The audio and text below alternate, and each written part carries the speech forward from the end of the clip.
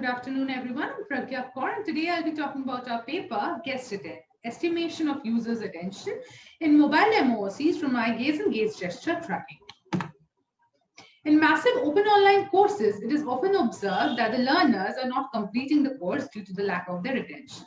In this paper, we have explored visual cues like gaze and gaze gesture to infer upon the visual attention and high-level cognition of learners using lightweight and in-device processing with no additional hardware. The motivation of this work is rooted from an anonymous survey conducted with 1,256 participants from around the world. 72.9% of the people say that they perform simultaneous tasks while watching the videos. 99.3% of the participants revealed that in such videos, there would be periodic instances where they will fix their gaze on screen to comprehend it. 91.4% also revealed that the periodic visual context switching is also required as well. Even for a short video of 3 minutes, 63.8% of the participants chose to switch their visual contexts at different rates. 81.6% preferred to look at the lecture rather than just listening to it, and 97% supported the claim that observation promotes comprehension. From the frames shown here, majority of the participants looked at the marked object. These objects are the prime objects that can be location and content-wise static or dynamic. This is the basic architecture of Gestatten.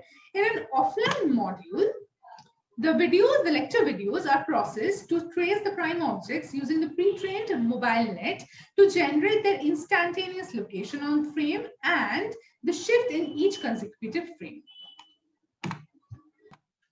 The online module works on 3 visual principles: partial or complete observation of video, visually tracing the prime objects, and visually focusing on at least one of them. The principle of observation is satisfied by detecting a valid eyewear. From each frame, the user's eye coordinates are estimated using an adaptive threshold derived from the categorical division of luminous indices and their optimal threshold by processing the bio-ID dataset and mapping that to the current ambient light level. The tracing principle is satisfied by matching the gaze shift with the prime object shift. Focus region is estimated by template matching and determining the intersection with the prime object's location. To allow periodic multitasking and context switching, windows of 50 and 20 frames are used for the first 2 phrases. This graph here represents the hit rates for different error values using static and dynamic thresholds on bio-ID dataset. It can be seen that using the dynamic threshold method, there are significant improvements in the results, especially for hit rates of error less than 0.1, increases by 25.28% for worse eye, 11.26% for better eyes, and 18.14% for average eye. The performance of Gestatten has also been compared with a popular approach presented in a paper that uses image gradients for estimation of eye center. However, when implemented for smartphones, it could not work in real time due to high computational requirement. Gestatten was also tested by manual experiments involving 48 different participants belonging to 19 to 30 years of age. In the first experiment, 28 participants were shown 10 lecture videos, and after each video were given 5 MCQ questions to be answered. The score indicated their high-level cognition as the lengths of the videos were only about 3 minutes. This was compared with the automated score of Gestatten. In the second experiment, the rest of the 20 participants were divided into a group of 3 to 5 people.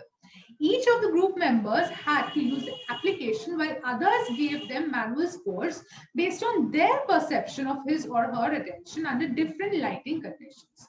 This tested the usability of Gestatten and the correlation between human and machine's perception.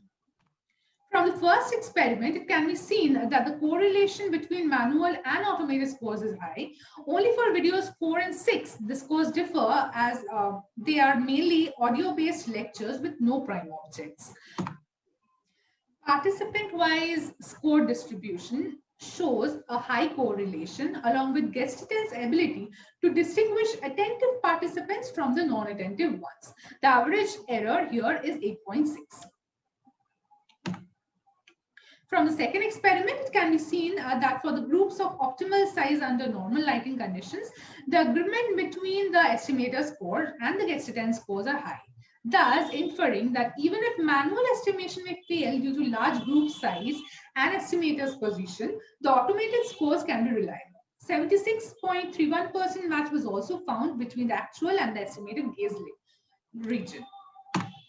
Finally, to conclude, Gestatten's performance is significant and can be used by learners as personalized recommendation systems or by MOOC organizers to estimate the learner or even to improve the course content. However, Gestatten fails in absence of prime objects where the videos are audio-based lectures. Future directions will also aim at centralizing the video locations and improving the accuracy of gaze region module by implementing anti-shaking functions. Thank you.